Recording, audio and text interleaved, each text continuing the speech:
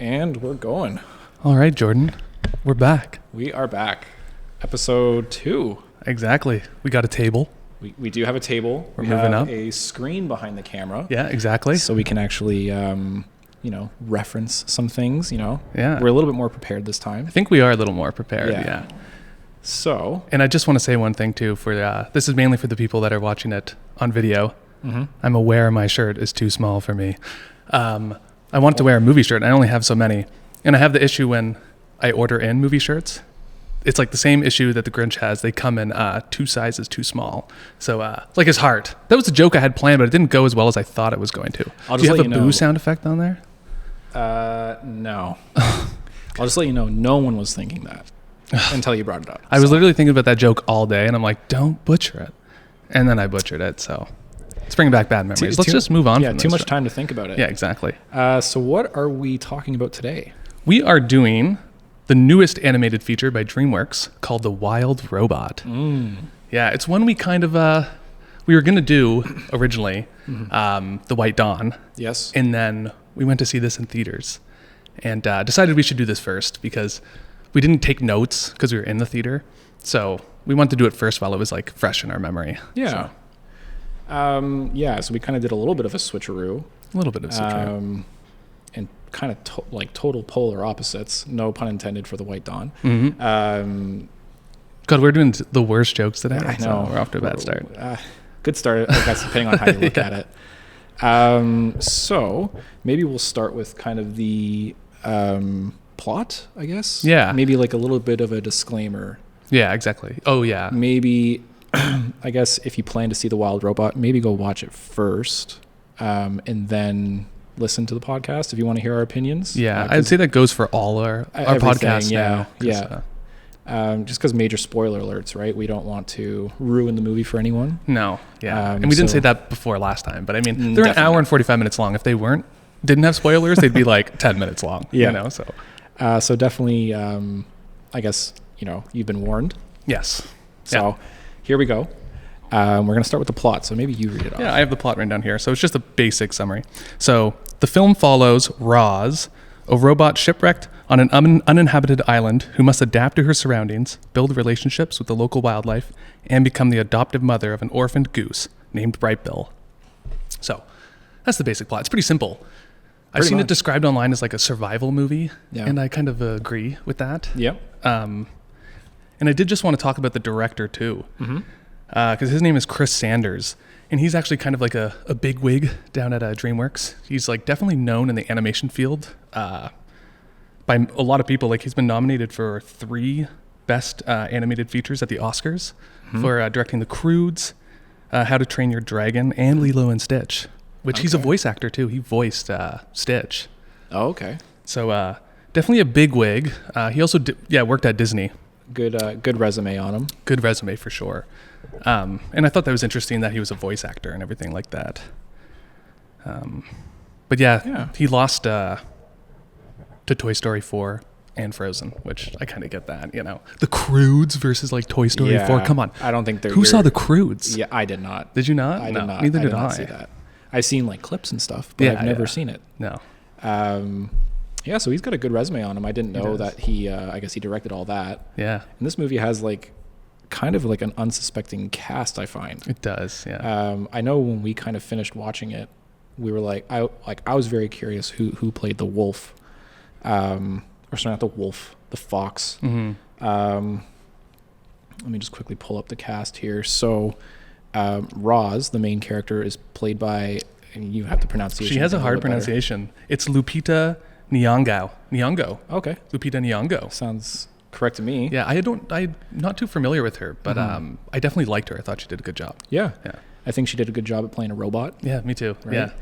And this was the surprising one. So Fink, who is the fox, the kind of like the supporting, I guess character, definitely, is played by Pedro Pascal. Yeah. I totally thought it was. Oh my God, I'm blanking on his name again. Jason Bateman. Yeah, of course. We both did, just because everyone. You're thinking Zootopia, buddy. Yeah, exactly. Yeah. He like a very similar voice, I guess, in the in those two movies. Yeah. So that was like definitely like a big surprise for me because I didn't really look into like the cast too much. No, I knew nothing about it. Yeah. Yeah. Honestly, we'll go into this more, but I thought it was going to be like because I only saw the one trailer, so I thought it was going to be kind of like a no dialogue movie. Yeah. So I was shocked to, I think we both kind of expected that because I think the very first time I saw the trailer in the theater for Inside Out 2, there was no dialogue. Mm-hmm. I think she said something like one line, like maybe at the end of the trailer or something. At the end of the trailer or something, right? But they're going for this like epic looking movie of just like scenery and everything. So yeah, so I didn't think there was any dialogue, right? But nope, there's tons of it, actually quite a bit. Mm-hmm. Which I guess you can kind of expect for a kid's movie. For sure. Well, that's like when once the animals started talking, I'm like, oh yeah, this is a kid's movie. Yeah, I forgot. But it's got Mark Hamill. Yeah, Kathleen he plays O'Hara, the bear. Yeah. Bill Nighy, who I most famously know as Philip from Shaun of the Dead, but he's in it, and he's like, in a million things. Okay. The rest of the people I don't really know. I'm just looking here. Oh yeah, Ving Rhames. Can kind of see on the screen there. Oh yeah, okay. You guys were talking about that. Yeah. After. So there's a character called like Thunderbolt, and we'll get into it when we go into the plot. But he's like an older. No, he's a hawk. He's a hawk. And I recognized the voice, and I couldn't figure out who it was. And then we were with your friend Jamie and Nicole, and then Jamie's like, "Dude, that was Ving Rhames, the guy from the Dawn of the Dead remake." And I'm like, "Damn, that was him." Kind of crazy. I think it's been a long time. Well, I haven't even seen Dawn of the Dead. The remake when they're in the mall. He's like the cop. It might have been. If I did, it's probably been a long time. Since I'm sure I've we seen watched it. that together, like back in the day. Probably, yeah. Back in the basement. Yeah. So do we want to kind of give the trailer a watch? Do we want to go that route? Yeah, first, we were thinking we were going to watch the trailer too, and also we saw this with friends, so we briefly talked about it once the movie was over.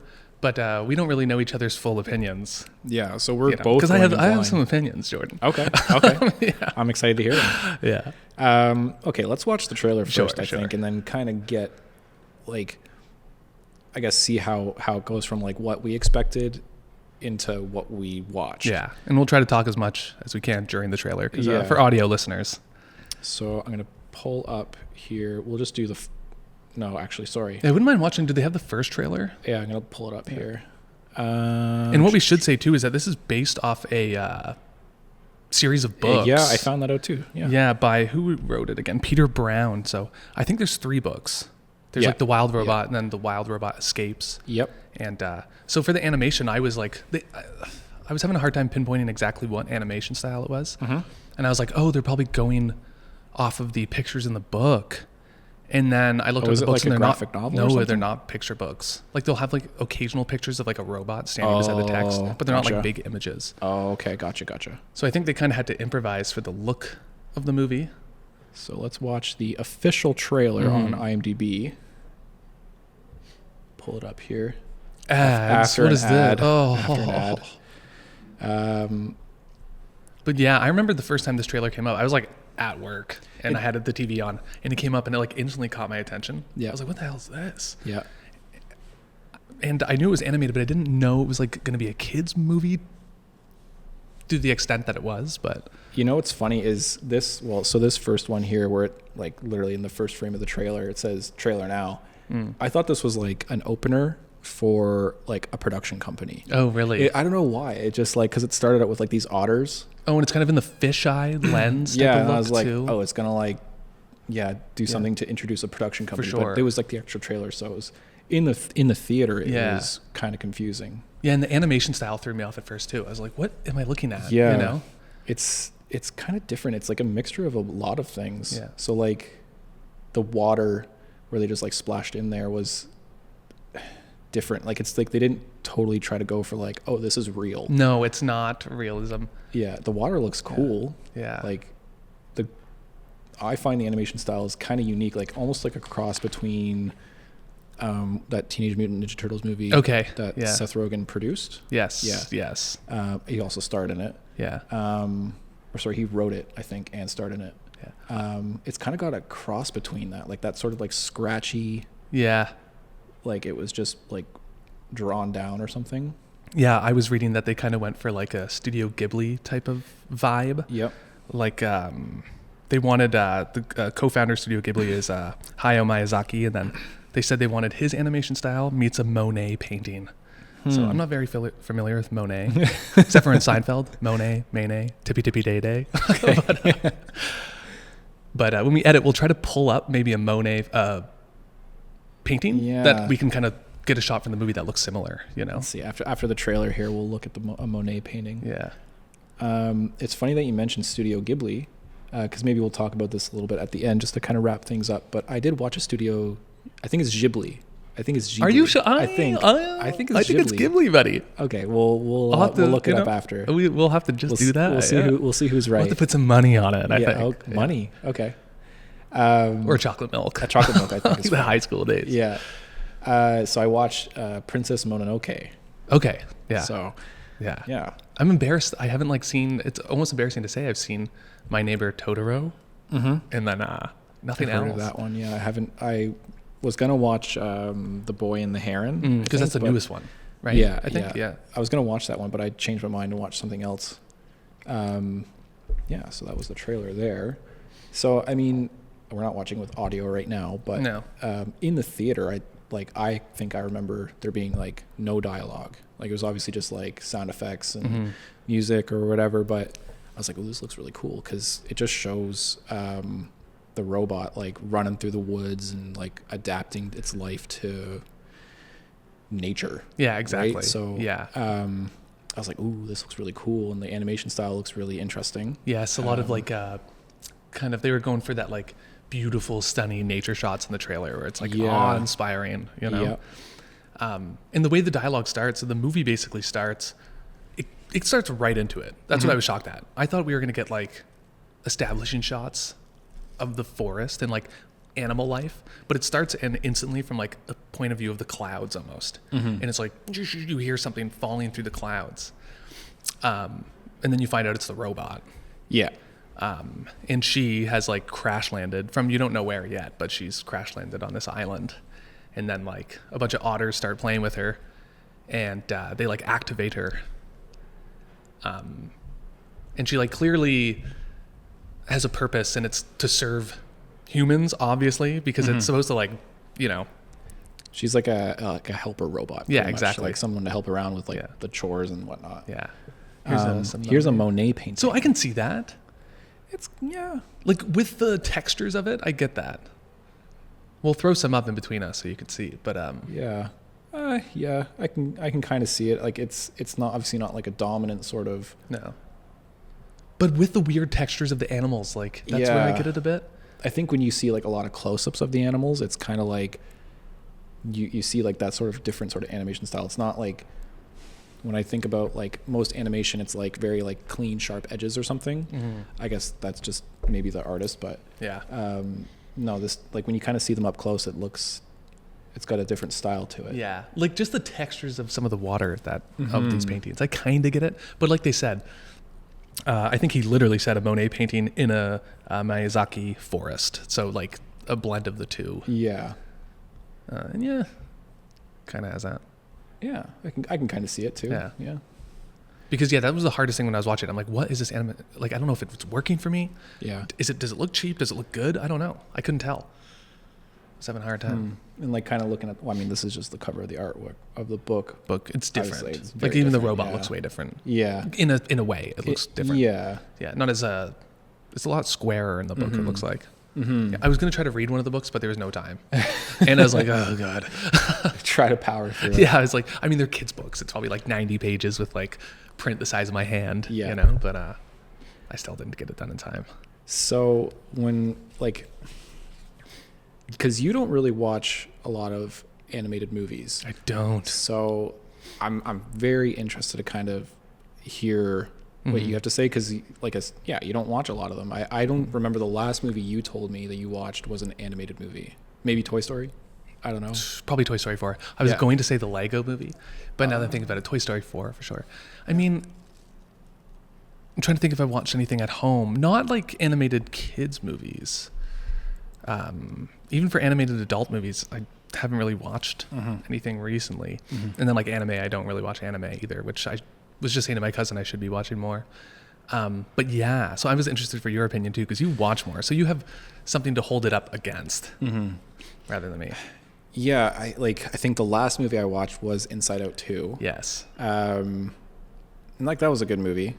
I don't know. It's tough with animation movies. I find like to kind of get a grasp on some things because it's all voice acted. It's all like obviously procedurally generated or whatever. But I don't know. In like I think the last one I watched before that, last animated movie, maybe. Well, it would have been like Inside Out 1, I guess, in preparation for Inside Out number 2. Maybe would have been like the Ninja Turtles movie. Yes. Somewhere around there. Yeah. That animation style was cool as hell because it was like comic book style. Yeah. Which I'm a big fan of, like things that are like a little different. So I like this animation style just because it was almost a cross between like something clean, kind of like what Inside Out 2 would have been, and that sort of like comic book style. So it was like a good blend. For sure. And I think I read that they wanted to stray away from how most animated movies look now. Like, like Pixar movies or whatever. They kind of like all have a similar look, you know, in animation style. And that's kind of what I think, what I attribute to most animation movies is like, it's got that similar style to like most of them, right? Yeah. So when you look at like, I don't know, a Disney movie like Frozen or Tangled Brave or something like that, they all somewhat look the same, right? Totally. Same studio, same. Yeah. So like this one, kind of differentiated itself a little bit, which is nice. Yeah. I think it's, My hardest part about, like, because we're trying to review movies is, like, I don't watch a lot of like kids movies, even though I think this movie has a lot of adult stuff in it, which helps it. Yeah. But, you don't want to judge a kids movie for being too much of a kids movie, because that's the whole purpose. So it's hard for me to, I don't want to. You kind of have to also think about how a kid would be viewing this movie, because who was it designed for mainly? Probably a younger audience. Like I don't think it was designed for me, but they do put in lots of stuff for it to make it easier for the parents to watch. Right. Because we were in a theater that was like half kids, half parents, and I didn't hear the kids doing anything. No. It was all the parents laughing and reacting. I didn't hear kids at all. Yeah. Did you? I didn't, honestly. I think it was mostly like It's all parents. Older teenagers or something. Yeah. Parents with their kids. But I did hear, I think the people right in front of us, like the mom or whoever was laughing. Yeah, the people beside me were laughing a lot. Which it was like adults. A lot of these animation movies are going to have like a lot of like funny parts. I didn't really laugh that much. I didn't laugh that much either. I was wondering because I was trying to pay attention to you because there was a lot of laughter in our theater, and I was like, "Is Jordan laughing?" And I couldn't tell. There might have been like there was a few parts where you chuckled. I might have, I'm like, huh. But like I wasn't like laughing my ass off or whatever. No. So not to say it's like it's not a funny movie. Obviously, different strokes for different folks, right? Yeah. I've laughed at there was one funny part in Inside Out 1 that made me laugh so hard. Really? And like you'd expect something like this, where it's like very naive sort of robot, that there would be like a lot of like kind of silly jokes or something or whatever. Yeah. Not really. I didn't find it that funny. Yeah. And it's not like a dig at the movie, obviously. I don't mind it. We'll get into our ratings afterwards, I guess, but yeah, people in the theater were laughing so hard. Yeah. I swear to God, it was like a rowdy theater. They were loving it, every second of it. Yeah. And maybe the jokes just literally like flew over our heads. Well, my problem with the jokes were, for me, because we'll get into the plot more, but a lot of the jokes were cutesy animal gets hit by stone. Cutesy animal rolls downhill. Do you know what I'm saying? Like, I don't know. I just thought it was a lot of like, I don't know. Ah, and then you go, ah, that looks cute. And then you go, ooh, because it like got punched in the face or its head ripped off. Yeah. Which we'll get into. But no, I mean, there were other jokes and like, there's a part because the main robot, Roz, is like a helper robot. So when it helps you, it like takes a flash photo of you and then it prints out as like a sticker and then it sticks it on you. Yeah. So that was kind of funny when it would like take a picture of like a unsuspecting squirrel and then it would show the picture and the squirrel's like all horrified. Yeah. And then it shows a part where it's like the whole forest she's been trying to help. So they're all covered in like stickers of their terrified faces or whatever. That was kind of funny. Yeah. I don't know. I didn't laugh that much. I found it entertaining. Like I think I was entertained. I think the problem with sometimes with movies and me is like it felt so fast. It was such a fast paced movie. Yes. It's an hour and 42 minutes. Just, I felt like it just flew by. me too. Like, I feel like I was like on a sugar rush or something. Like, it just starts up and it's just like danger right away, getting right into the mix of it. So it's just like, oh my God, like, I just feel like I can't like grasp anything because I'm like trying to like pay attention to all these things flashing on the screen. And Yes. That goes back to what I was saying earlier too. I thought from the first trailer it was going to be like more of a meditative movie, Yeah. but it starts right in Oh, it's, yeah. to chaos. Yeah. Buckle up. So I was like, oh, I thought they were going to like, like, I don't know, it would be like a slow kind of like Like a somber movie kind of thing. yeah, but it's like 20 minutes of action from the first shot. Oh yeah. Really. Yeah. It's because I'm trying to remember now because it's been at least a few days since we've seen it. Yeah, because she's like the otters are like fiddling around with her, and then like a giant wave comes. Yeah. So she has to like climb. She has to climb up the thing. Rock. And like I thought it was cool because she's like looking at the crab, like walking up the wall. I'm like, okay, she's like quickly adapting. It's a robot. She starts mimicking the crab's movement to get up the wall or whatever. Yeah. And then it like goes into like, I don't know, she's being chased by like a deer and then like she stumbles upon a bear and it's like, oh my God. Yeah. And then the bear attacks her. The bear attacks her, is chasing her, and then it's first of all, it just gets you right into the mix of it. Yeah. It doesn't really build anything. Like it doesn't start out like the storm and then you see like the ship that's carrying her like crate that she's in crashes or whatever, and then she washes up on shore. It doesn't start out like that. It's just like boom. You're like looking through the lens of like her eye or something like that. Yeah, you see the otters, and then it's like just going downhill from there. Yeah. And it's her like trying to help with the animals because that's what she's supposed to do, but the animals obviously don't know who she is and they think it's like whatever, they want to attack it. So it's her going, let me help you, little guy, and then it starts mauling her face or whatever. And then it's about her just kind of experiencing like the harshness of nature. Like she'll help like a bird, and then the bird will get attacked, and like there's a scene where the bird gets attacked, and then it's like head flies into her hand, like just the head of the bird. Yeah, I thought that was like pretty like gruesome. Yeah. Obviously, there's no like blood in this. No.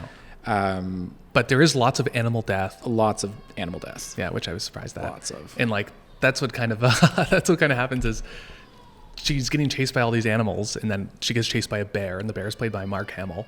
Yeah. And she basically crashes into a tree and then kills a goose in the tree that had a nest with an egg in it. Right. So she finds the egg and then wants to protect the egg. Yeah.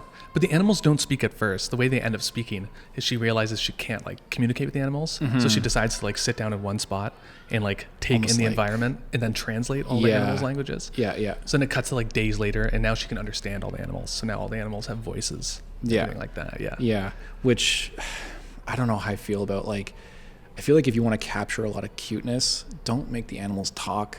Because like I don't want to hear I don't want to hear like Matt Berry or whatever being like, I don't know, like if you want to capture the cuteness and of I love animals, New York like, City, or whatever his voice. Yeah. Yeah. It's like, I don't know. and I love Matt Berry. Like, I like literally Matt Berry like my favorite too, show of but- all time. So it's like I love the guy. He's also in everything now.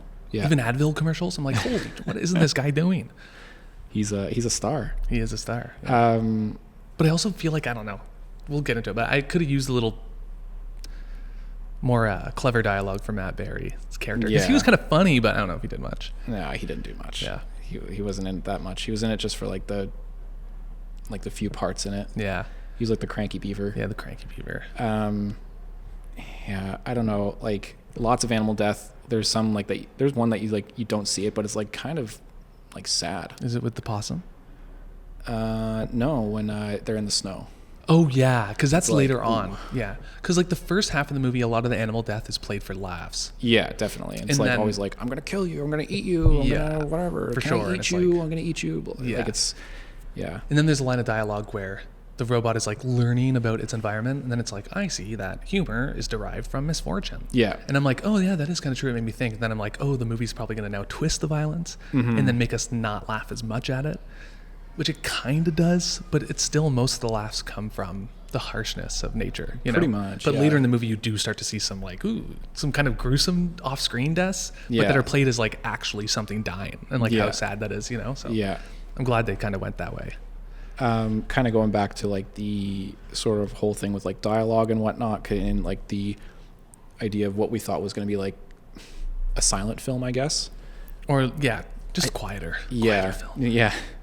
I feel like it would have been more effective, and we discussed this right after the movie, it would have been more effective, I find, if there was no dialogue at all.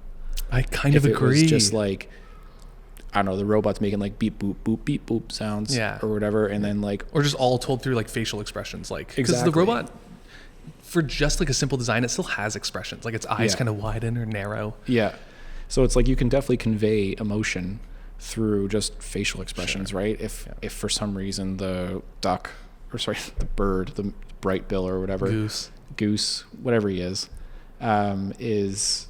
sad. Obviously, you can convey that with just like the eyebrows like kind of curling down or whatever, curling up, and then like the big bulbous eyes. Right. So like you can convey it. I feel like it would have been more powerful film that way. Me too. And I think everything could have been told through that just visually. You know, all the plots of the story, I think could have been told. Definitely.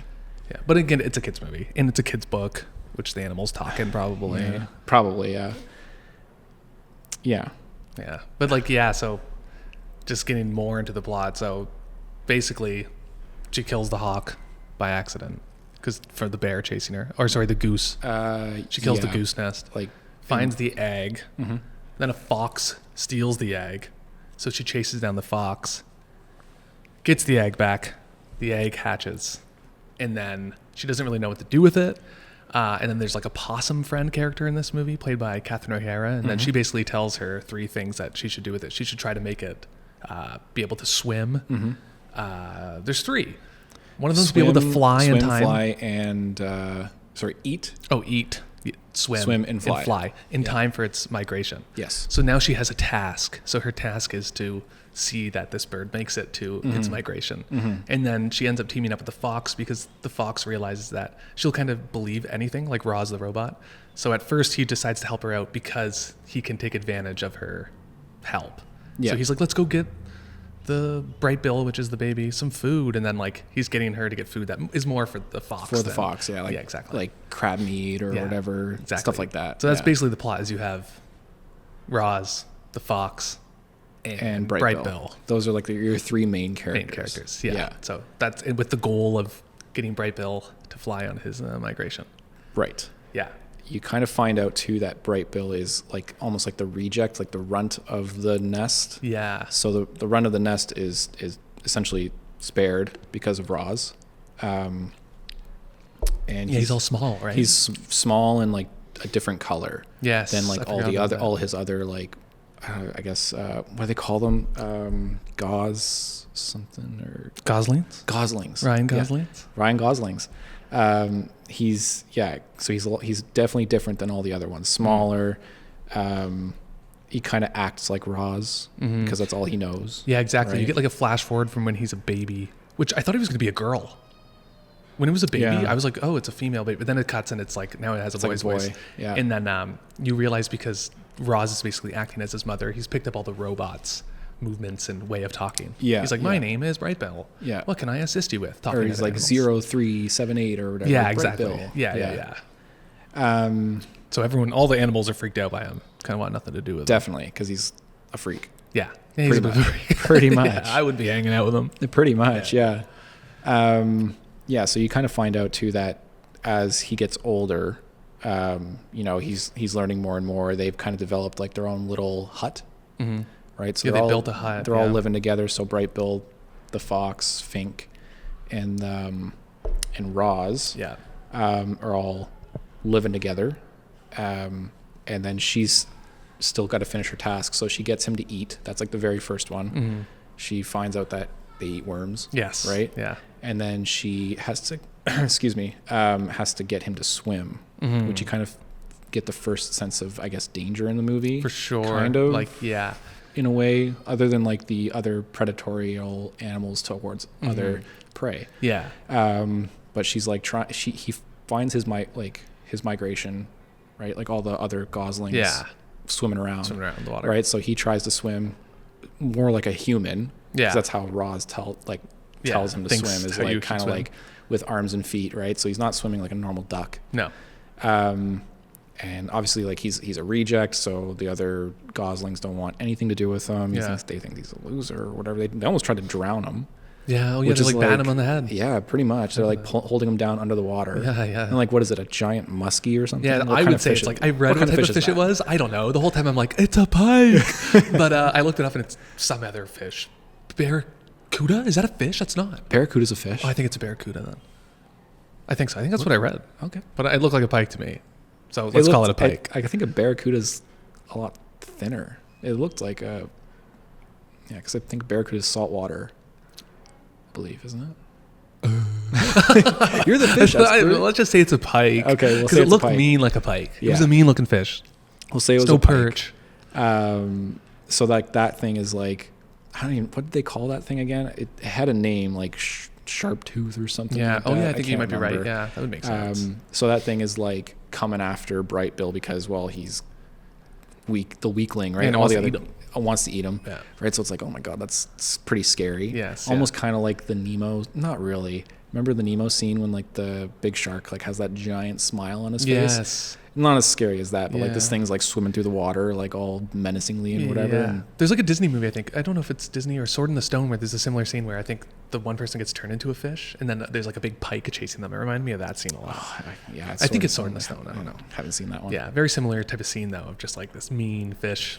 Yeah. So, and then Bright Bill's like trying to. Doesn't she get stuck in something? She gets her foot stuck in like the rocks under the water. Yes. And then unless it just flashed on the screen so fast I didn't even notice it, but she like essentially like dislodges her foot, like losing her foot pretty much. Yeah. So it's just like a stump of a leg. Yes. And then she can like detach her limbs. So like her hand was like swimming in the water and like either grabbed Bright Bill or like hit the fish in the face. Oh yeah, grabs Bright Bill. This was a funny scene I was laughing at. It's running with Bright Bill like it's like playing football. Like it's like, and it's like, I don't know. That was kind of funny. But and then it saves him. Yeah. Yeah. Okay, yeah. So that's like kind of like your sort of like big sense of danger, right? Is like, you got this helpless little duck that obviously can't like fend for itself, right? Obviously like the robot is like more than capable of like taking care of itself. It's more durable. Yeah. Obviously it can sustain life. It's super easier. durable. It takes some mad damage. Yeah, definitely. Yeah. But like, I guess it just shows that like, I mean, obviously life is like super fragile, right? So for sure, that duck would have been dead for sure if it got hit with eaten by the fish. Yeah, because I feel like that's one of the big themes, which we'll probably get into a little more after, is parenting and like the massive obligation of keeping your child alive. And like I feel like the whole thing, how like Roz isn't programmed to take care of this Gosling as a baby. It's kind of like, how every mom isn't necessarily programmed to know how to take care of a baby. It's super new. No matter what. Like some people think that, just because you're a female, you'll have like the instinct to take care of a baby, but it's all new, Definitely. So I think it's like a lot about motherhood and like trying to, basically also I think they literally say the crushing obligation of keeping your child alive, It's like what a lot of parenting is. Yeah. And I think it kind of like just, it like solidifies that even more because it's always like, oh, like death. And it's like, I got to keep this thing safe, like, because the egg is fragile. The duck is like kind of like that sort of doesn't know what to do, right? And also just the lurking danger that's everywhere. Like if you have a baby, man, it's like everywhere. Everything is a potential danger and hazard. So teach it to eat, teach it to do this, teach it to do this, right? Teach it to not do this. Teach it to not do that, right? Which a lot of that stuff you have to learn from like trial and error. Like sometimes your child has to get into something that's not supposed to learn that it's not supposed to. So it's just like, the weight of parenting basically is what the movie is kind of going on about a lot. Pretty much. Yeah. And like there was some moments too where we'll kind of get it into these plot points like later a little bit, but it's a little sad. There's some like moments where I wasn't like too emotional, but I was like, I can kind of like see how like this would get, So this is being talked about a very emotional movie, and I get that. But dude, the lady beside me, did you hear her? She was bawling her eyes out the entire movie, to the point where I started to turn on the movie. I'm like, it's making you this sad? Like, bawling her eyes out, dude. Now, the entire movie. I guess it's different for us because neither me or you have kids, So, No, but this girl's my age. She could have a she could have kids. There was no kid there, though. She was sitting beside her mom.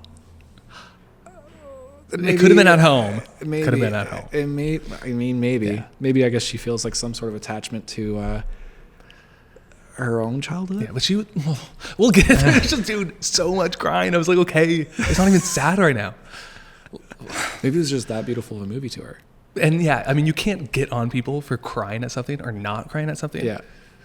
But 45 minutes in and she's still crying. Yeah. I was like, this the whole time. I'm like, geez, lady, come on. I think I can't remember what moment it was. It was later in the movie for sure. Mm-hmm.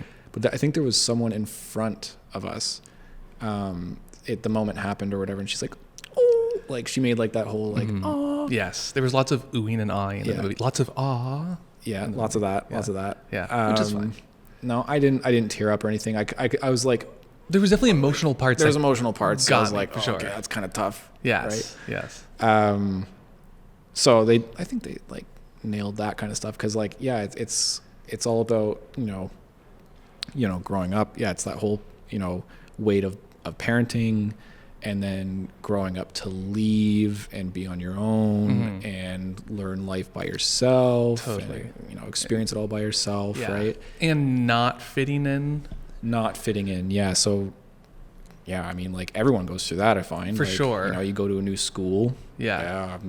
You're not gonna like fit in right away, or I don't know, whatever. It's like even when I like moved off for the 1 year that I went to school in Oakville, it was like, what do I do now? I think my parents like helped me move in, and like they drove off, and I was like, okay, I guess I'll just go inside. Like I don't know what to do. Yeah, right? it's like you gotta moments. You gotta fend for yourself. Right? Totally. And, like I don't know. It's a whole learning curve. So I can kind of see like where all those sort of parts could be tough, because like it's almost like you kind of think back to like, oh yeah, like that was tough for me or whatever, right? For sure, yeah. So yeah, I kind of like, that's maybe why those moments were like kind of emotional. It's like, yeah. Yeah, and the emotional moments kind of come from, I feel like, well, first off, after Bright Bill is saved from swimming or getting eaten by the fish, all the other like geese come by and then tell him that Roz like killed his mom.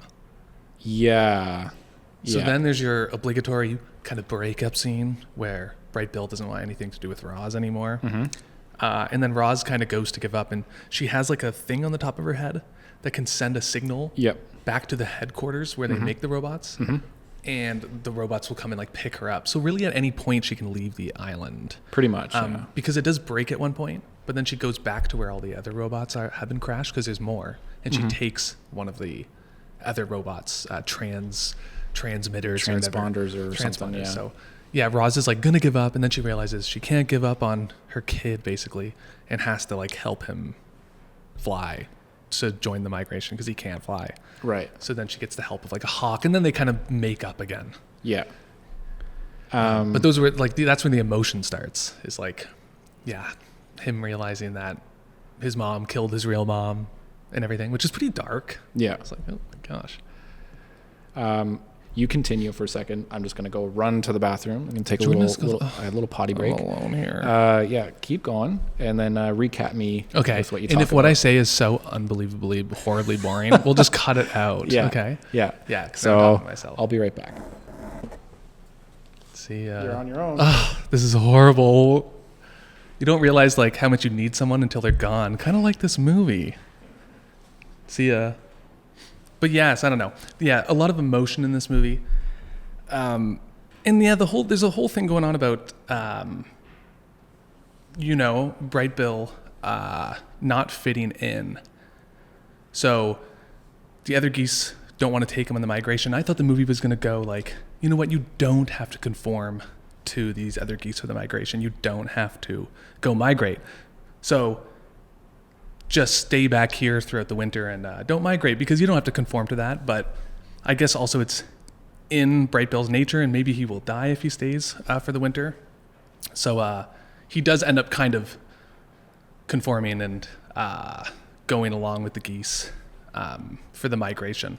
So, which was, kind of interesting. There's a part I want to talk about with Jordan coming here, because we're getting up to that, but now he's gone. Because one of my biggest complaints is there's a montage scene in this movie where Bright Bill is being taught to fly by the hawk that...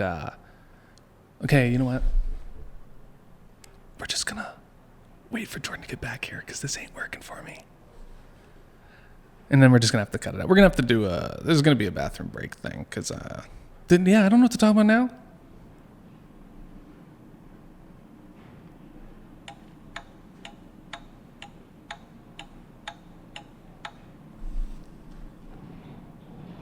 How long does this guy pee for? My God. Maybe he's doing a number 2. Oh, I think I hear him. Jordan, you're going to have to edit most of that out. Why? Because I realized I started to talk about a part that I wanted to talk about with you. Okay. So we'll just do a little a cut in the video. Oh, we don't have to. What, Jordan? What did you talk about? It's not going to work out. What, you don't think? Why? What did you say? Because I pretty much just gave up. I was What are you talking about? I literally started talking, and I'm like, this isn't working at all for me. Okay. I was just basically talking about how, like, a lot of the movies about, like, conformity and, like, how Bright Bill, like, it's about, that's what I thought. I thought he wasn't going to go on the migration because they were going to go, you don't have to conform to the geese. Like, you know what I mean? Like, you can defeat what you're born into. You don't have to go on the migration. But then I figured it's also in his nature, which the movie is about a lot. And also he'll probably die if he stays because of the winter. Yeah. But I wanted to talk about the montage scene when they're teaching Bright Bill to learn to fly. Do you remember that scene? Yes. Yeah. So Roz, like, gets the help of the hawk, played by, I already forget his name again, Ving Rhames. Yeah. Thunderbolt. Okay. Do you remember anything specific about that scene, Jordan? Other than that, he's learning how to fly from like a skilled hawk, like a predator. Mm-hmm. Like, You don't remember anything else specifically? I mean, maybe it was just me. What was he like flying through the rings or something? No. The song? What song? Do you remember is the it? song? No. Oh my God. What song It made is my it? skin crawl. What song? What song was I it? wrote it down. Okay. So there's 2 original songs written for this movie. The soundtrack, for the most part, I really liked. It kind of reminded me of the movie Coraline, when she's like exploring around her house and the music's kind of like whimsical and interesting. Okay. And then here comes the original song in this movie, in The Wild Robot. So they hired, I got to find her name. Okay, so most of the score was written by a guy named Chris Bowers, who's done like 56 credits for movies. One is like Green Book, and then he's worked on the show Bridgerton. Okay. Have you ever watched that, Jordan? No. And then they got the original songs co-written by Grammy-winning singer. They literally wrote Sensation, Maren Morris. Do you know who that is? No. I don't know who she is either.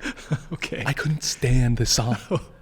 I have to listen to it now. What's the song name? Kiss the Sky. Okay. It made my skin crawl. And I feel like I'm going too harsh on it. But I'll have to listen to it afterwards. I wrote down one of the lyrics. Oh, my darling, if you try, you just might kiss the sky. God, dude. Okay. I literally was like starting to sink in my seat. I'm like, I hate this song. It was like your typical like top 40 singer-songwriter song where it's like, I was thinking back to the classic movies. You got like Roger Miller and the Robin Hood, writing absolute bangers.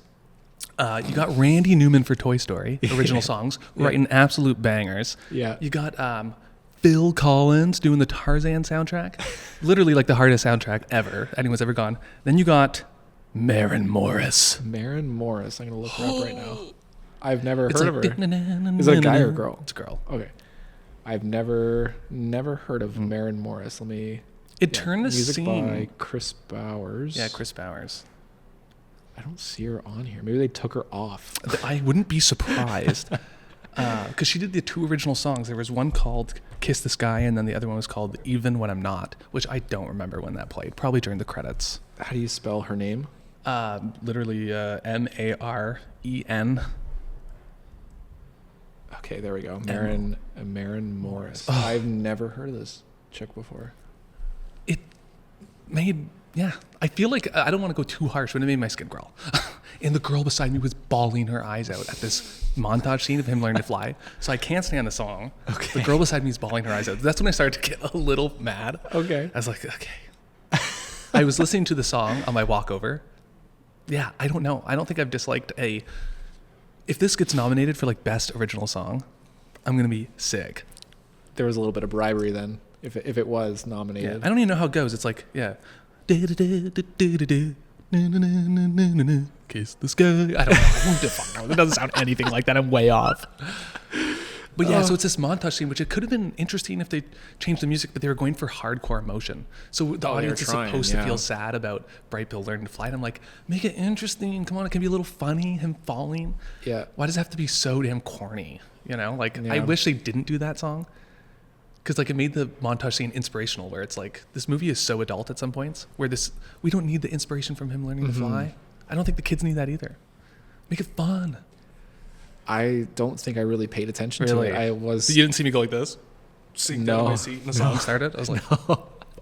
I didn't really like, I guess, pay attention to the music that much, because I feel like there was probably a lot of dialogue too, like, come on, keep your wings up, try harder. So I guess like that almost overshadowed the music for me. I guess I wasn't listening that hard to it. Right when the first note hit, I went, what the fuck is this? It's like, what? Yeah. No, I'll be honest. I'm surprised. I Maybe wasn't maybe I'm making it way worse than maybe my own you're brain, thinking of something else. I don't know. No, I'm not. I was listening to it on the walk over. It's pretty bad. Okay, I'll have to listen to it, and then. I'm sorry, Maren Morris. I'm sure you tried, but I'm sure she's listening to this. I put on "You Got a Friend in Me" afterwards, and I'm like, hell yeah, man, this is what it's all about. Like a good song, you know. If you're gonna write an original song, there's gonna be two. Give it a little punch. That was like the golden days of like. I know, maybe just everything back then, right? Yeah, they just went kind of for generic. Like, what are kids gonna just eat up? But it's like, man, you could add like a part for a really good song, like a memorable song. I don't think it's gonna be memorable, but no, I've never heard of that girl before, so I don't know. So between the song and the crying beside me, started like, what is this? Luckily, that scene was very short. But normally a montage scene I like, and it's funny and it's cute.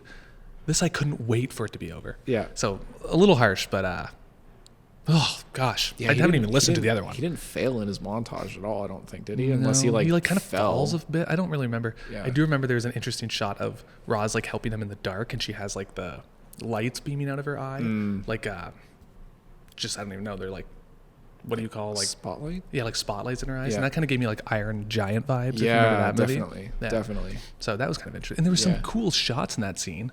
It's just that damn song.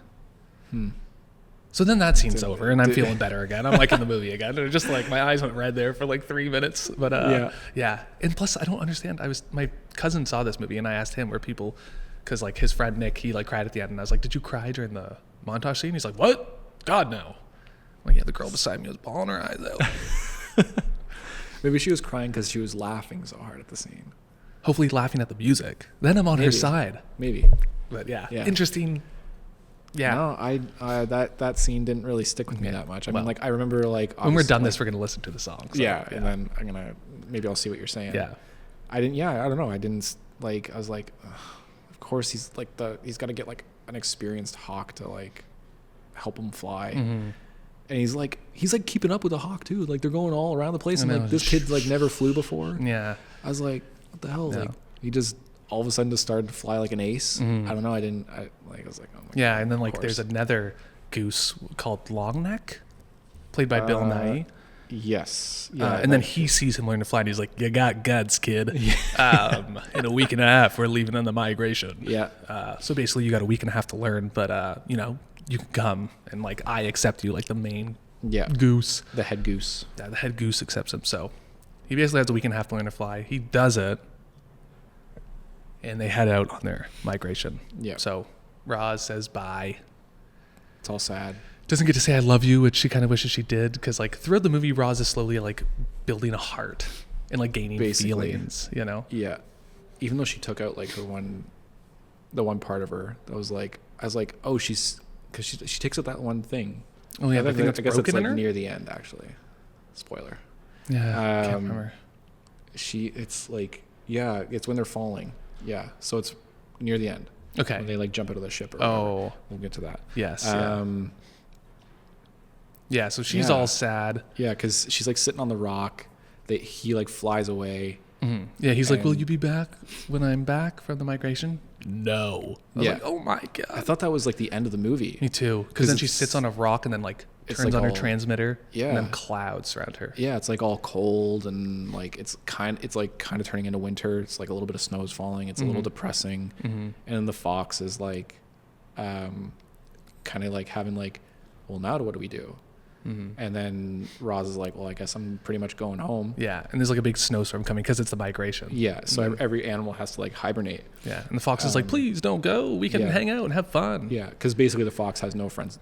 No one on the island likes the fox. No, because he's a fox. Because he's a fox. He's He'll eat sly. you. He's cunning. Yeah, yeah. So no one likes the fox except Roz and Bright Bill. Yeah. But now that Bright Bill's gone, now that Roz is gonna leave, he's like, oh well, now I'm all lonely, and that was like probably one of the more sad And parts. you see him 'cause like it's crawl down into his like den. Yeah, and his he's like fox all den. curled up into a ball. Yeah.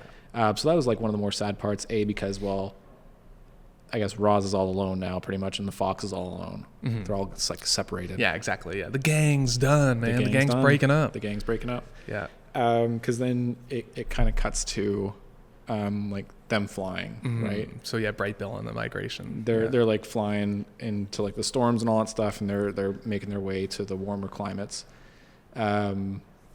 And then they stumble across the like kind of like one of the headquarters farms of the robots. It's like pretty much where Roz comes from. Yeah, It's I had like it written the down, but human. I guess it's just like the human city. I guess you kind of find out that the whole world is like gone through like an apocalyptic. it's like the future. Basically, Because yeah. like there's a scene which I thought was interesting, where the geese are flying on their migration. You see like the Golden Gate Bridge Yeah, it's, like, submerged underwater. underwater. So it's like the distant future. Yeah, distant future, and like all this stuff is like ruined, and then you come to Like this, climate change clearly has like done something. basically, Yeah. yeah.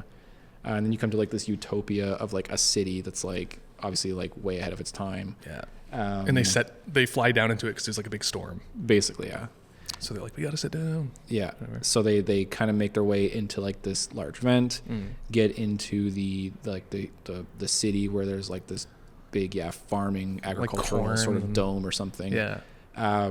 So they have to like hide because they don't want to get found. Yeah. And then Bright Bill like sees a robot, and because he Sees- thinks like, Sees it's like it looks like a Roz. Yeah, it Like looks like his all the mom. Rozes look alike pretty Yes, much. So he sees one and then somehow thinks it's Roz.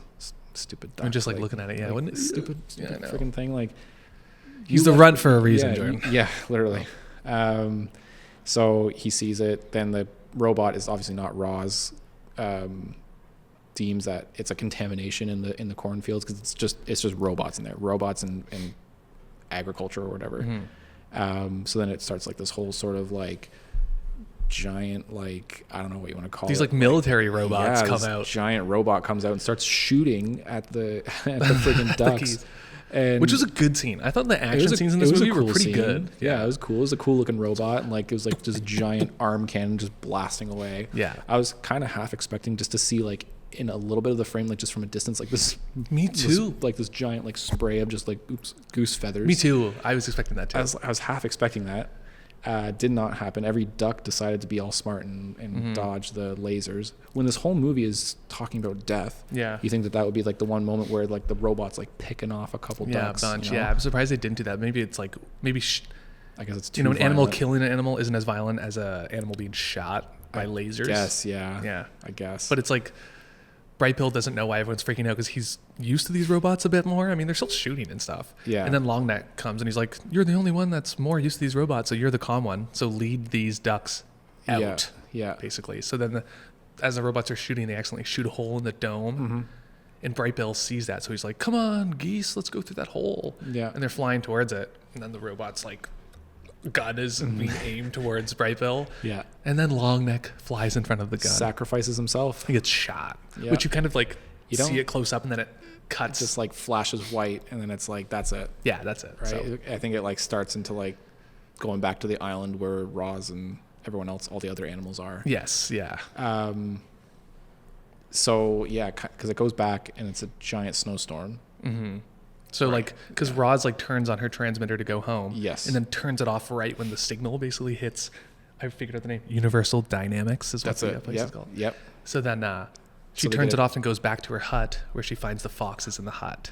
Yeah. And then there's a terrible snowstorm, and they realize all the animals are dying in the snowstorm. Because it's too powerful of a storm. It's Exactly. too like, yeah. Yeah, so I thought like a Noah's Ark type of thing. They have to go out and bring back the animals into their, basically their little hut. Yep. So there's the scene of them. Except there's not two of every animal. It's basically one. Basically one of every animal. So I was getting mad. Yeah. Like how is like all his life sustained if there's only one of every animal? Yeah, I mean, like other than like a deer. It was like, this happens every year, or is this like a one-off bad storm? Or Literally, yeah. Yeah, so I don't know. confused about that. Anyways, yeah. So she brings them all back to the little hut that they have, which is a lot bigger than what it seems. It's fitting one of every animal. One of every animal. And I did notice this. So she starts going along and getting all the animals with the help of the fox. Mm-hmm. So the fox is becoming a bigger person. Yeah, he doesn't want to help. He doesn't want to help because he's like, oh, well, it could just be the two of us on the island, right? Yeah, it can And be then- all ours. Pretty much, yeah. So then he caves and decides to help. And then by sniffing out all the other animals that are like buried under snow or whatever. So they're going along and finding, and then you kind of discover that, you know, in one of the scenes where he like is kind of helping dig up where one of the animals are, you find out that it's dead. Yeah. Because, well, like his ears go back, and then Yeah, and she's like, it's too late. Don't give up. something like that. Yeah. Yeah. And then she like buries the snow back over or something, right? yeah. So it's like, obviously it's dead. You don't know what it was, Yeah. but Which I'm happy they did that. yeah. Where death is real, finally. Yeah, you know? exactly. So then she gets everyone back except Mark Hamill's character, the bear, which is called Thorn. Because he's a grumpy bear, like he's a giant grizzly bear. They have to go and get him, right? So she gets him, brings him back to the Yeah, I hut. can't remember how that happens, but I think she just like opens the rock, and then it just cuts to her Okay. like dropping him in the Yeah. hut. Which is like another thing I kind of nitpicky about is like, obviously she lights a fire in this hut to like keep everyone warm. How does the fire stay lit? Unless they're just bringing sticks, but it's like, well, yeah, they keep the fire lit the whole time. It's just always lit. Yeah, because they save all the animals that they can. Yeah, yeah. And then because they're all predators and prey, they're all fighting. And Yeah. then Roz has basically like drained her battery. Yeah. So she's going to shut down for a while. And she basically says to the animals, they're all fighting, Yep. I saved you, so please don't fight, at least for the winter. And then when the spring starts, you can go back to your Doing natural. whatever you So want she to. shuts down. So you're right. I don't know how that fire is going on. And another thing, I noticed a big error in continuity. In that Uh-oh. scene. Really? I did, yeah. So it kind of shows like as wide of a scene as it can go in the hut, right? It's like this big circular wooden hut. When she drops the bear down, you don't see the bear at all. Really? Yeah. From like even like the widest shot, I did not see Oh, it. wow. Unless Okay. it just blended in super well, but I Yeah. did not see it. And I was like, where the hell is the bear? See, I didn't notice that. Like unless they just tried to be like, oh, it's on the other side of the camera or something, like you know what I mean? So I was like, come on.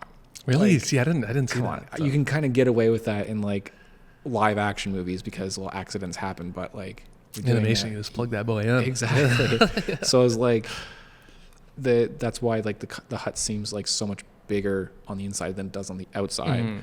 I was like, you don't see the boat or the friggin' bear. Yeah. So I was like, I noticed that right away. I was like, where's the bear? Yeah, it's crazy because I didn't. But no, yeah, yeah. I like because it kind of shows like going around all over the place, but you don't see it.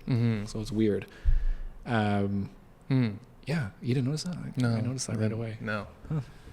I don't know. I was probably annoyed at the girl crying beside me.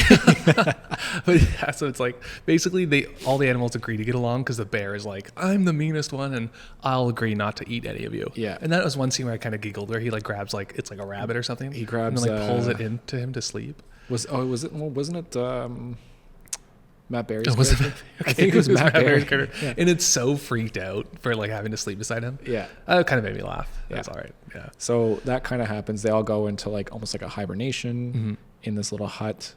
And then once it kind of turns into like spring, they all kind of like go on their way. And then Yeah, they wake up. Bright Bill's migration back. comes back. Yeah, exactly. Comes back to the island. And there's like that whole sort of reunion between like everyone, right? So Well, like Roz is gonna meet up with Bright Bill, but then the ship from the headquarters arrives because I guess it's spring now. it's like coming back. Yeah. So like picks her up before she can see Bright Bill. And then as she's Yeah. like being brought up into the ship to go home, the fox runs out and goes, "Where are you going? Bright Bill's back and wants to see you." And then she Right. jumps out of the ship. I think you're jumping ahead. Am I? I think you're jumping ahead. Really? Yeah, because he comes back. I thought they She didn't was- see each other yet. No, because the whole migration's in the field, and then she's like standing at the edge of the woods, and then the fox goes and meets with Bright Bill. Bright Bill asks, "Where's Roz?" And he's like, "Oh, I just saw her over there." So then I think, yeah, you jumped ahead a little bit. Yeah, okay. But she goes to like turn on her transmitter or Yes, something like yeah, that, okay, yeah, and then they pick her up. They pick her up. Yes, yeah, you're right, yeah. Which then, so she's essentially getting like abducted by this sort of like other android robot that's kind of sentient. Yeah, named Vantra. Oh wow, you actually have a name? Yeah. Oh, okay, Stephanie who's I don't know. Oh man, I Sue? looked up the pronunciation and I forget already. HSU. Yeah, you Sue, pronounce it weird. I can't remember now. Okay, kind of butchered that, but Who, I think. who? Yeah. Okay, we'll go with that. Yeah, so you kind of get like the feel of this sort of sentient robot that's picking her up and is like automatically evil. So this is what I was confused about too, because why do they want the robot back so bad? Who cares? Because the robot comes to pick up I guess because it has Roz. like emotions. emotions, but so does the robot coming to pick her up. Yeah, It's mean. I guess so. I was confused. I was like, why do you care about having this thing back so bad? Yeah, Like, who cares? Is it like so costly? It probably cost way more to fly your damn ship all the way over and pick this thing up. Just let Yeah. the scrap metal go. yeah. I don't understand that. And Yeah, it's I don't know. so bad. Like, it sends out robots Oh, after. it's her. So she basically like, God, I'm trying to like remember this movie. She like jumps out of the ship to go meet Bright Bill, and the robot is like, you can't escape. Basically, its eyes go red, and it drops Yeah. military robots. All these military robots, and then that's when all the animals kind of come together to destroy them, pretty much. to destroy them, to Right. fight these shooting robots. Yeah, which they like kick ass. They against these- destroy them. Yeah, kind of causes the forest to go on fire. Yeah. Well, I think because Vantra, they defeat the robots, and Vantra like causes them to self-destruct.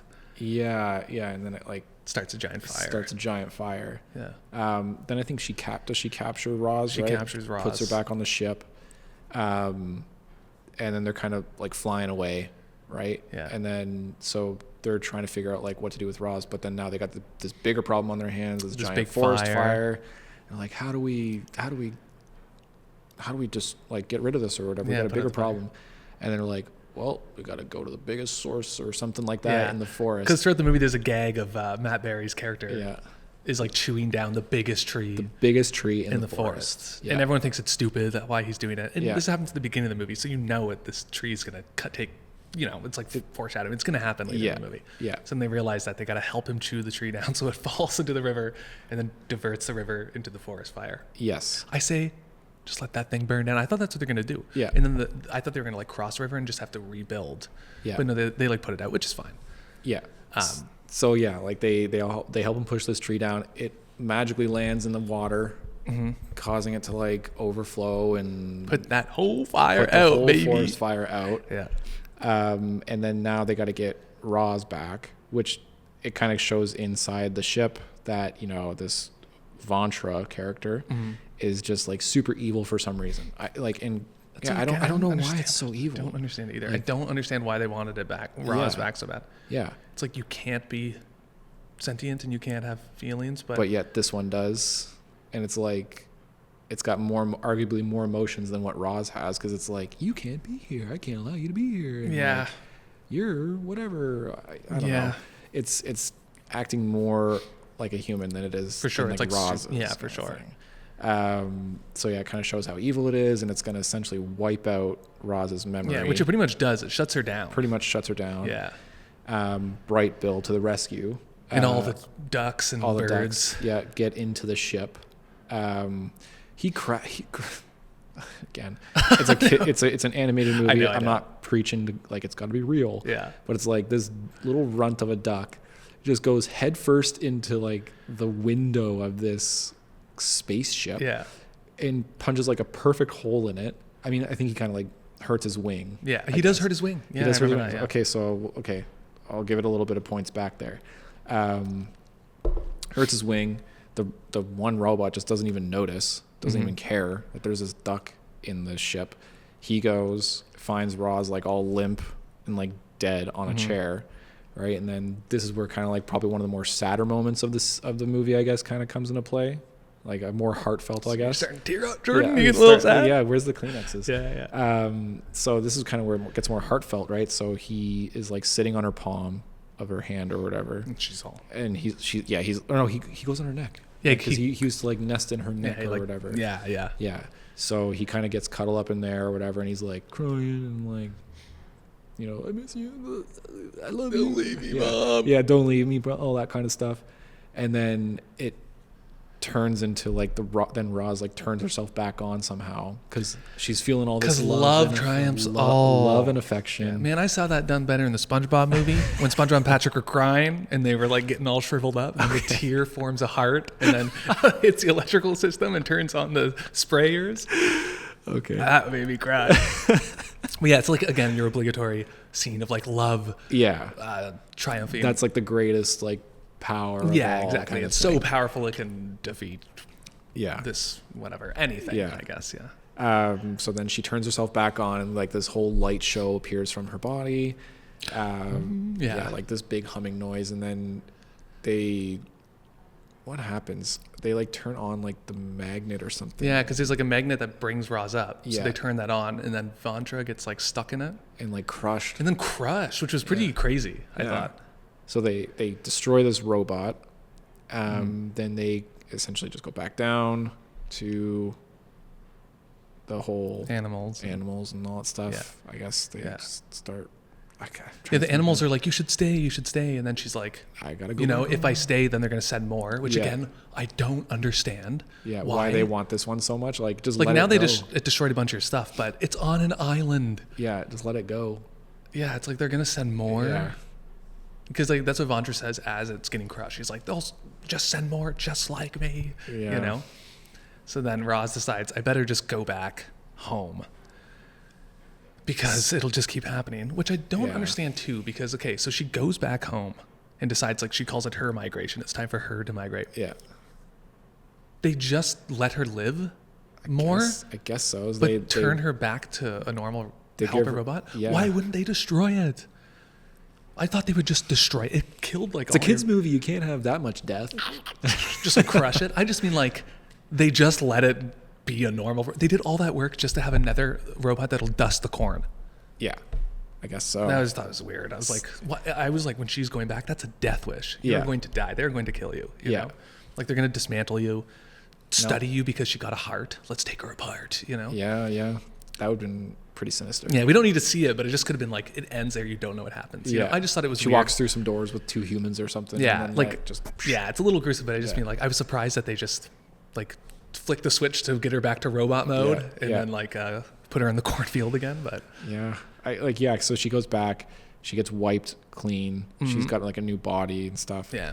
And then Bright Bill kind of finds his way back with his migration again, sneaks in, and then he finds Roz, like the actual one, and then it turns out that she like has, because I think they were like what if they wipe your memory, and they're like I'll always remember you or something. yeah, like she's that. like, don't you remember what happened to the ship? Love will always bring back my emotion. Or whatever. Basically, yeah. So then you turn out that, you know, she didn't forget anything about anyone, about Bright Bill. So she's still the same old Roz, just in a new body and not on the island. Yeah. So, and that's the end. Yeah. And Really. then like the end is like he goes up to her and it's like, Mommy. And then she kind of like leans in and goes, They like, all like, says his name maybe or something. She like, it's known that she remembers. Yeah. You know? You kind of see and hear about it. Which I was saying to you afterwards, I wish they didn't make it so obvious that her memories came back and she just kind of leaned in and then like maybe you just saw her eyes go a little bigger and then it cuts to black.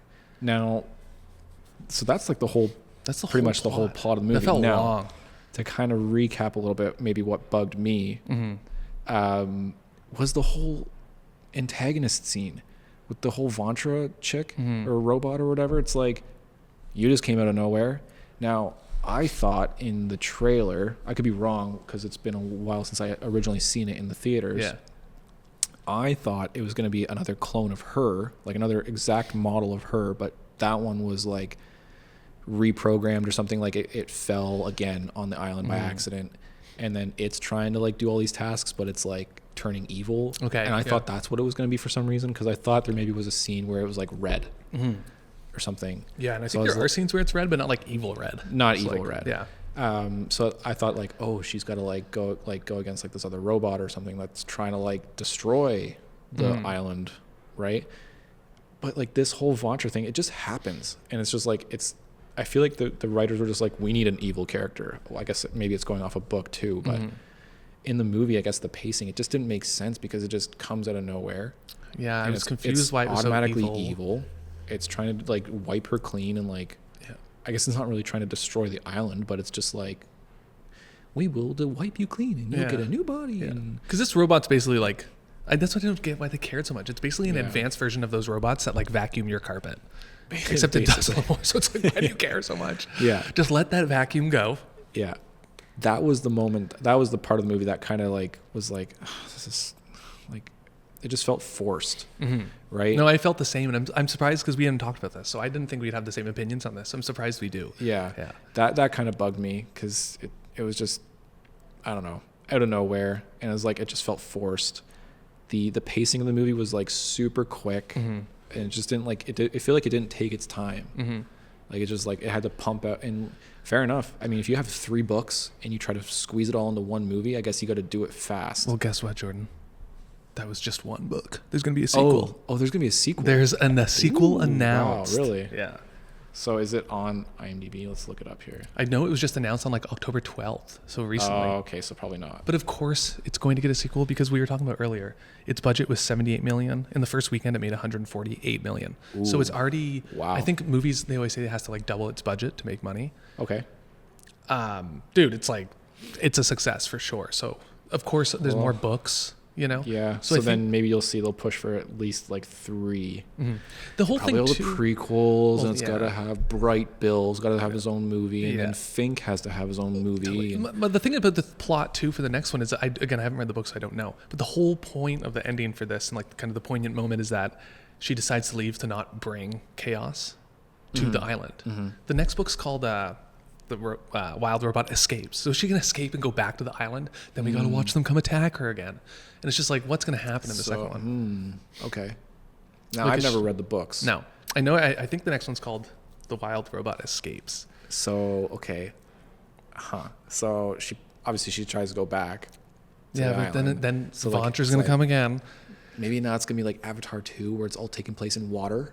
Yeah, So she maybe goes they'll do underwater, water, and then yeah. she meets this whole aquatic. Oh, I don't know. Under the sea. I'm just kind of being weird. Hopefully about there'll it, be a but- good Under the Sea original song. Maybe we'll actually get a good song out of the Under sequel. the sea, you'll be just like me. I don't know.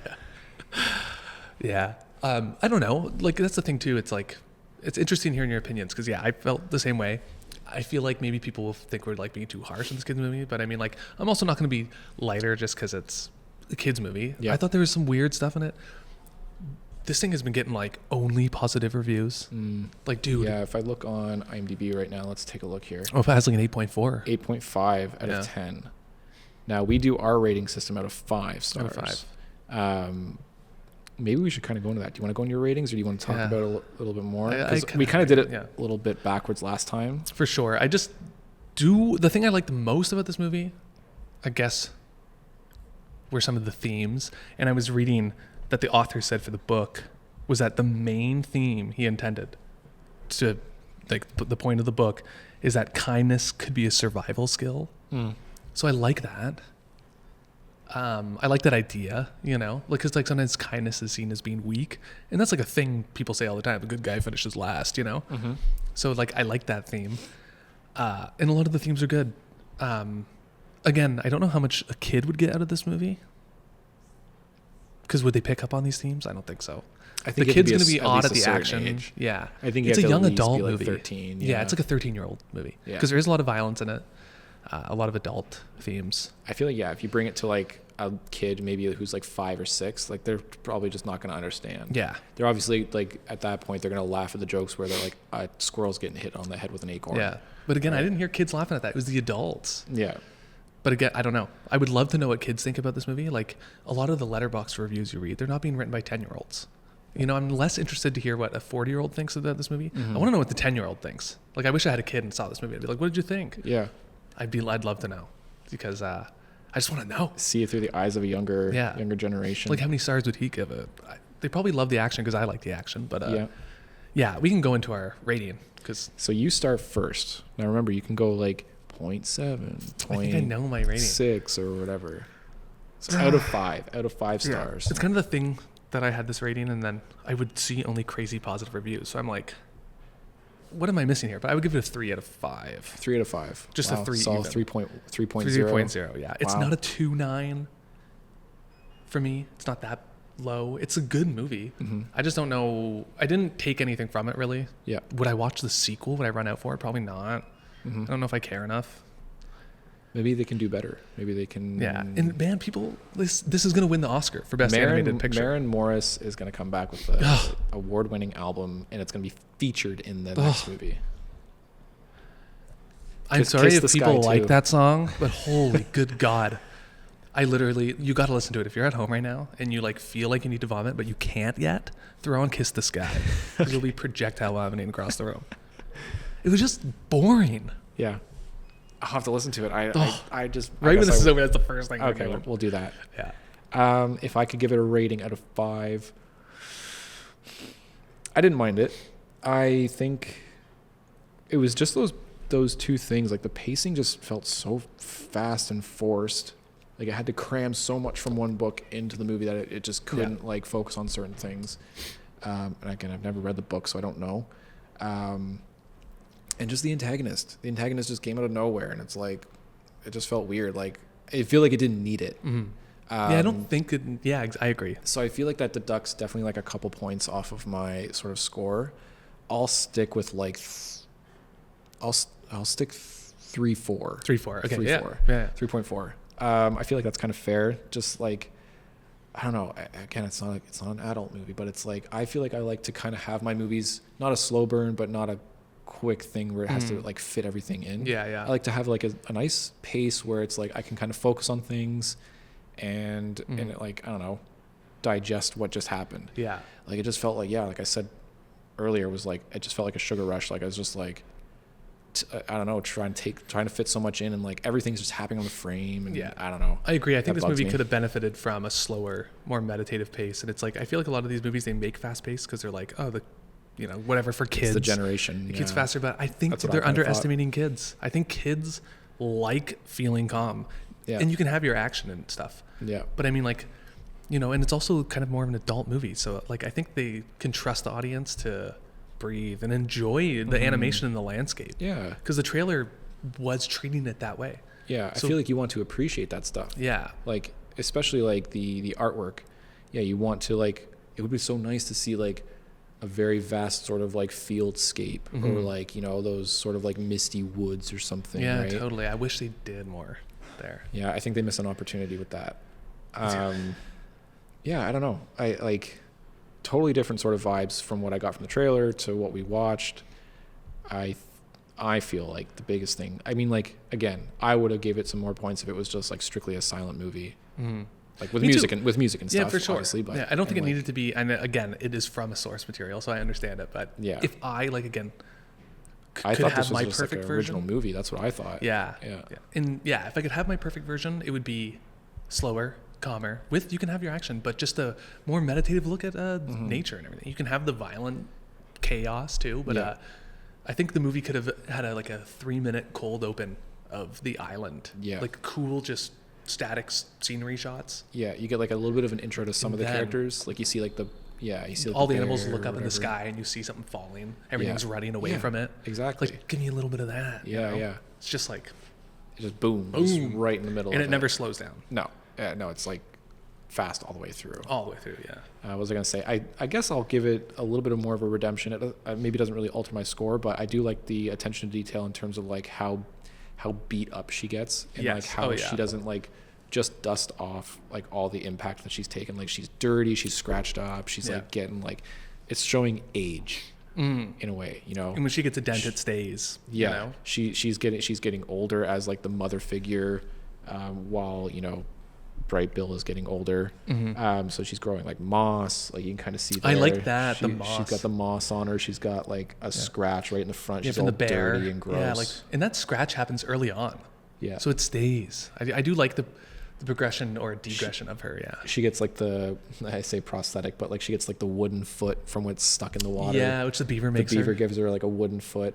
And they didn't really touch on it that much, but like she's like leaking like green fluid. And you're like, oh, she's like bleeding out. Yeah. Which you kind of think like, oh, she's going to get weaker. She needs like this fluid or whatever. So she needs to go home or something. I don't know. Yeah. Do these robots charge themselves? She said something about solar. So that's why the winter she can't come back. Yeah. So did they roll her out into the sun to recharge? Or? I don't know. I don't know. I forgot. She does say she's solar. So that makes sense. That's good.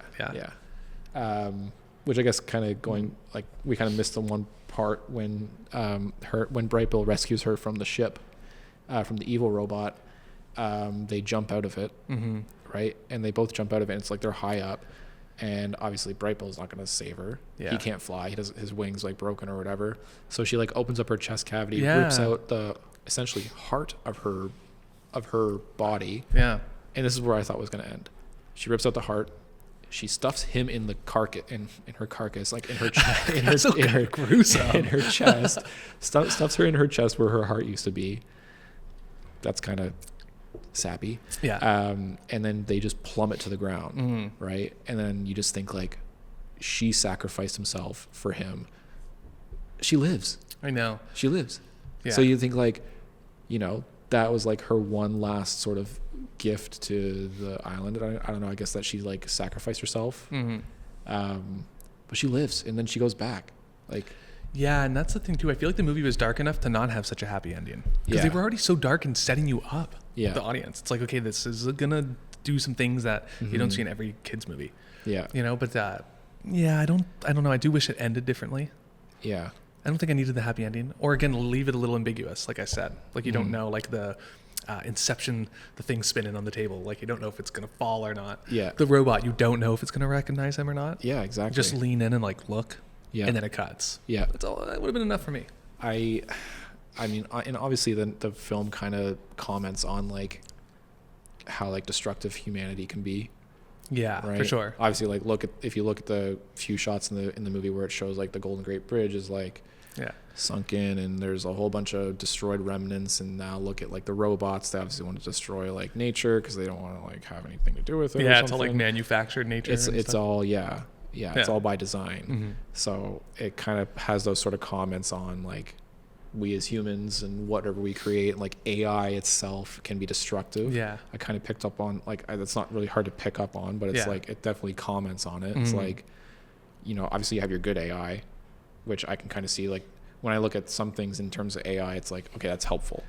Then I look at other things where in AI in today's age, that's scary. Yeah. You look at like all the AI generated images, it's like, is that a real person or is that not a real person? I know, and now it's crazy. It's super scary. Yeah. Obviously, and like, you like might ask like, hey, do this for me or whatever. What's the answer to this? Yeah. People are like using ChatGPT for things. So it's like, it's definitely a big comment on like the good side of AI, the bad side of AI. Yeah, for sure. Because Definitely. like, obviously they're both sentient robots. What is her name? Voltra. Vontra. The comment on Vontra being the evil one and how like dangerous it can be for like, I guess humanity or just nature in general. Yeah. And then Roz is the good side, the nurturing one that it wants to be a part of society or be a part and of fit its and learn. environment. And, Excuse me. Yeah. This is kind of off topic, but I saw a weird AI thing on a Facebook ad where it was like just the direction of AI. It's so crazy. It showed a picture and it was advertising it as you can take a picture beside you and your girlfriend. Oh, and it then like animates the AI it. will make it so you Yeah. two kiss. I seen that. But the fact that it makes you kiss it's telling me you're not advertising to a girlfriend and a boyfriend because they would just kiss in the damn photo. Yeah. You're advertising it for some guy who has a picture with some girl. Yeah. And now he can make it. so he can kiss her. Yeah. And it's just advertised. Like, I've seen normally. that. Yeah, I was like, It's that's freaky. Not right. Super freaky. Yeah. So now all these guys are digging back in photos they just have beside some girl it's they so know, gross. and now they can kiss. Yeah. I don't know. That was weird. Yeah. I was a little weirded out by that. I like kind of talking about, this movie has a lot of comments about a lot of things, you know, and I think in that sense it does a good job. If you kind of look at it that way, so that the AI, but also like the whole thing about parenting, which we didn't talk about it too much, but I think that's like probably like the one more powerful things it has going for it. Definitely. And that's where I think why a lot of parents are laughing, because they know what it's like. Yeah, to be a parent, they know the struggles, and the funny parts, and the non-funny parts, right? I think that's probably the more powerful thing it's got going for it. A lot of people are going to know right now, like, AI is dangerous. I don't trust AI. But maybe it's one of the things that people have forgotten over the years is like how powerful, like, I guess like family and I guess relationship and parents and all that stuff. Maybe they kind of forget that as they grow up, right? So maybe they need that sort of callback to when they were younger, right? So maybe that's why the girl beside you was crying, because I don't know, maybe she felt that type of way when she was a kid. I don't know. I'm just like, no, I know. I got to give it analyzing it a little bit. Right? I don't mind crying at the movie. It was like just so much crying. Yeah. It's like, well, even at the montage scene. I think you were crying. And you're just blaming it on someone. Yeah, that was her that you were hearing. Yeah. But the montage scene was for kids. Like that scene was for kids. Like no adult needs the message that if you, stay at it and don't give up, you can persevere and you can do things and you can accomplish what you want. It's like, that's the message for kids. The chick beside me was bawling her eyes out, which is okay. You can't, I'm not crapping on her because, she can cry at what she likes. Yeah. But keep it down. I know that's one thing you hate in movies is when people make noise. I think that's a big pet peeve of yours. It is a big pet peeve. So now that we've kind of wrapped it up, we've got our ratings. We got a little bit more time. Yeah, what time are we at right now? I'm just curious. Information only useful to me. I'm sorry. About 1 hour and 26. Okay. So we got a little bit more time just before we have to wrap it up, because we are you can't tell right now on the video. We are at a different location. We're at Henry's. We are. Henry's London location.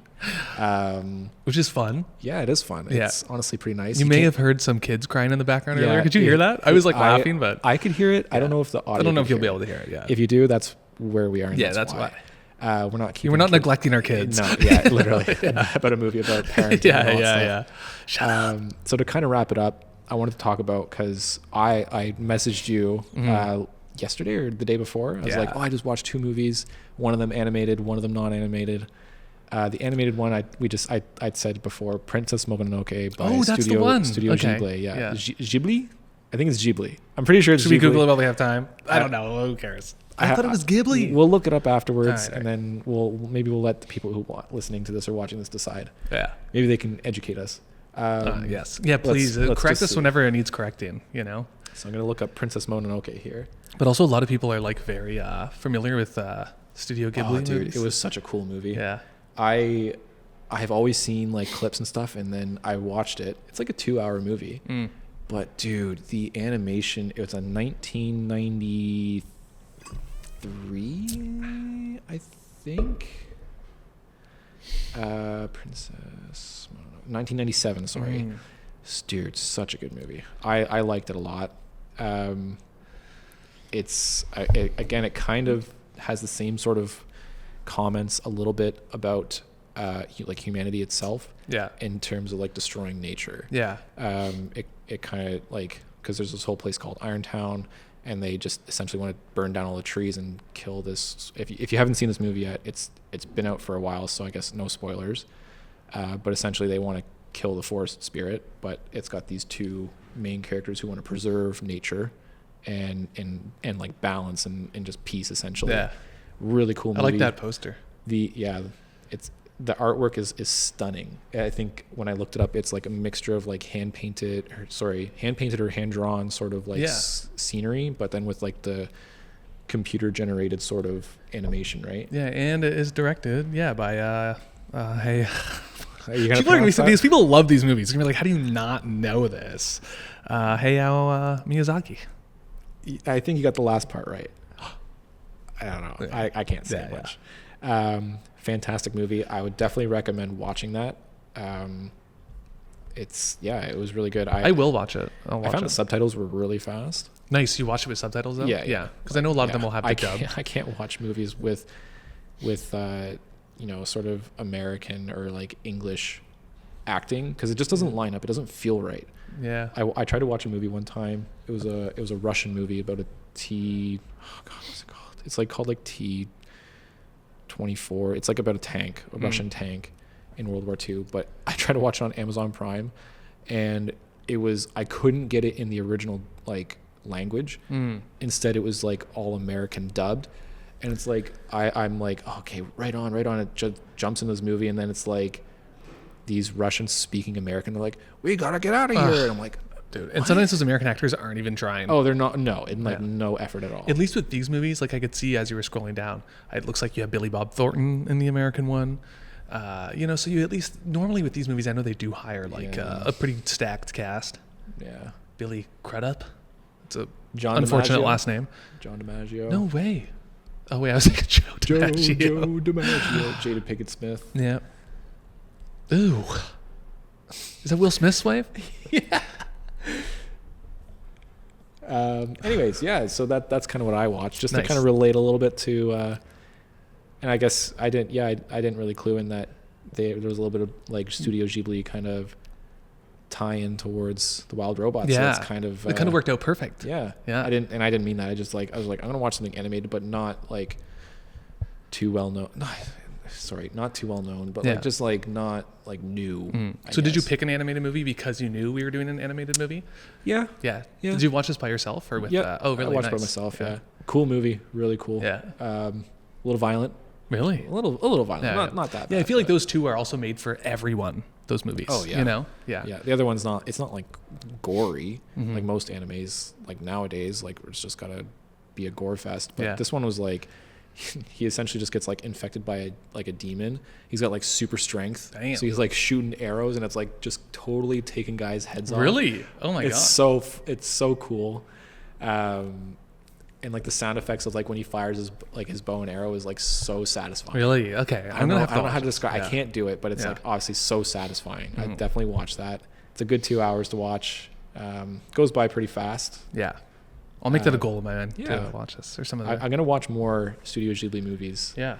I think I'm gonna do The Boy and the Heron sometime. I might do Spirited Away. Yeah, that's like Kiki's Delivery Service. I know this one. I'll do a few of them. Castle in the Sky. I think there's a lot. There's a crap load, I think. Yeah. Anything else you kind of want to wrap up with? Maybe something that you watched? Well, I was going to bring up, because I had teased that I was going to bring up Terrifier 3, but we might actually be seeing that tonight, Jordan. That tonight. So that'll be hilarious. Basically, if I could bring up one movie, I had posted it on the story too. I saw Anna Kendrick's, not off topic, but directorial debut. If you know who Anna Kendrick is, she's like Pitch Perfect. Come on.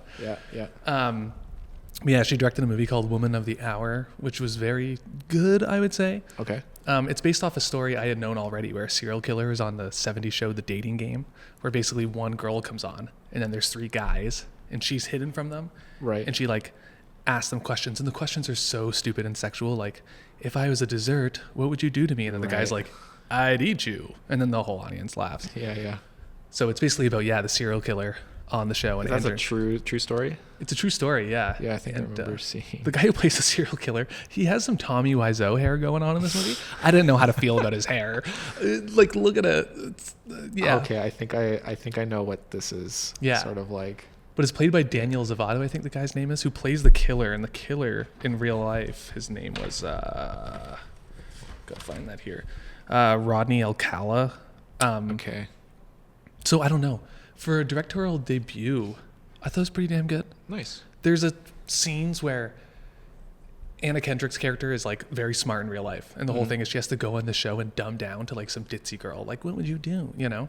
Yeah. But like the movie establishes that she's not that type of girl. She's like very like independent in Los Angeles. Right. And basically there's multiple men in her life. And then it's an interesting thing. Like, she'll be talking to a guy she kind of likes, and then he'll go like this and like brush her hair aside, and instantly it's like, why are you doing that to me? Yeah. You know? Which is true. It's like, imagine just like randomly some girl, like touching her hair. Yeah. So it's like, that's like a signal to her that this guy probably isn't someone I should be hanging around with, you know? Yeah. So that comes into play later. But then she goes on the show, and she's playing a real life character. and the show's all like misogynistic. She has to say stupid things. So then she decides to rewrite the questions she's asking the three men, and they're all like intelligent questions. And that just like took me out of the realism, because no way did the lady actually do that on the show. Right. And she's like trying to establish that her character is, you know, above what the show is, like the misogynistic show. Mm-hmm. But it's like, it just took me out of the movie. She's Right. like, if Albert Einstein's theory of relativism, I'm like, I get, you already established your character is an independent woman. We don't need you hijacking the game show. And it's like, it just took me out of the movie. But super tense, some really good tense scenes. It's like PG or something, so it's like she has to show the brutality of murder, but shoot it so she can stay within her rating. So she does that cleverly, where it's like it'll cut to a distant shot, and you'll see it happening. There's also an actress in this movie that I wanted to mention briefly. I don't know, we're almost out of time. Called Autumn Best. Never seen her before in my life. This is like her second movie. Like the most gorgeous looking, interesting face I've ever seen. And then I found out after watching the movie, she's disabled, so she was born with like a deformed hand, which you can't see in the movie, which is interesting. I just thought that was interesting. But look her up. She is like, if anyone out there knows who John Lurie is, she has like that kind of face. Super like, her face, just looking at her, I was like, I could look at this. Celebrity crush now? I don't know if it's a crush. More just like, I want to see this person and a lot more. And more stuff. You know? Yeah. That's cool. But yeah, watch the movie. It was pretty good, other than that hijacking of the game show scene. But yeah, tense. One real scene that I'll always remember that was pretty tense and clever. Right. And so yeah, worth watching. Yeah, and then hopefully we see Terrifier 3, and then Terrifier 3. Yeah, we'll watch that tonight. I feel like I'm gonna be all stressed out. No, I don't watch a lot of Don't horror stress movies. out. Don't stress out. It's not what you think. It's not what you think. People make it seem like it's the most disturbing thing. This isn't a disturbing movie.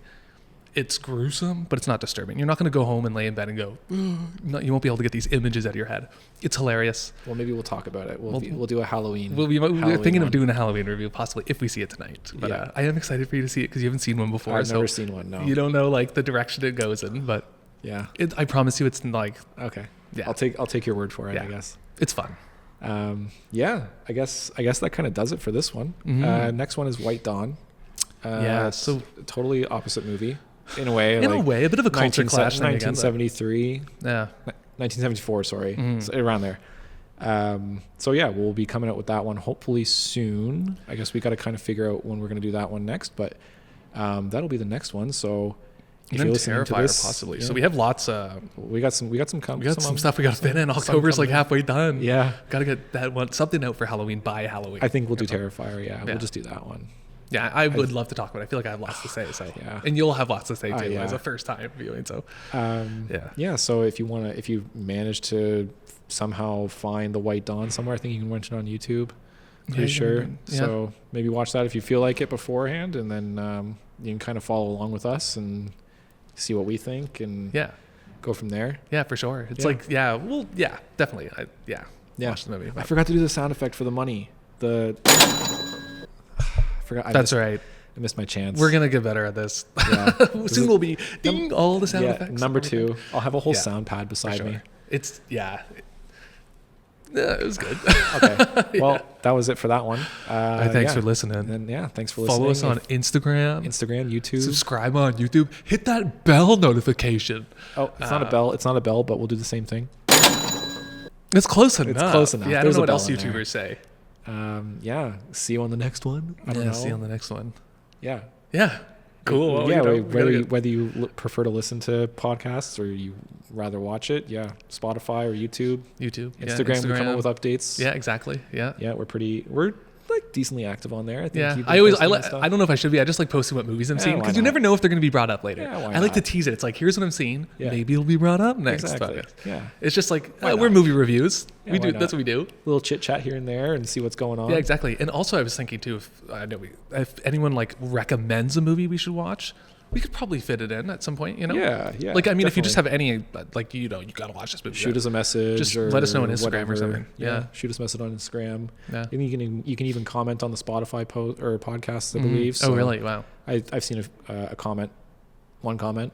Really? On Spotify? Hey, why not? Yeah. Did it say you guys suck? Yeah, I think so. Really? Oh, God. Yeah. Leave a comment wherever you can, and then we'll get to it, and hopefully we can watch. Yeah. Did the comment actually say we suck? No. Oh, thank God. I can't remember what it said. I can't handle that, guys. I think it was from Jess. Oh, that's so nice. Thank you, Jess. Yeah. But yeah, leave us a comment, you know, whether it's a movie or TV show, and hopefully we'll have some opinions on it if we've seen it or not, and then kind of go from there. And listen to Kiss the Sky so you don't think I was being too harsh. Yeah. That's the last thing I'm going to say. And we'll kind of, I'll listen to it after this. Yeah. All right. All right. See you guys. Bye.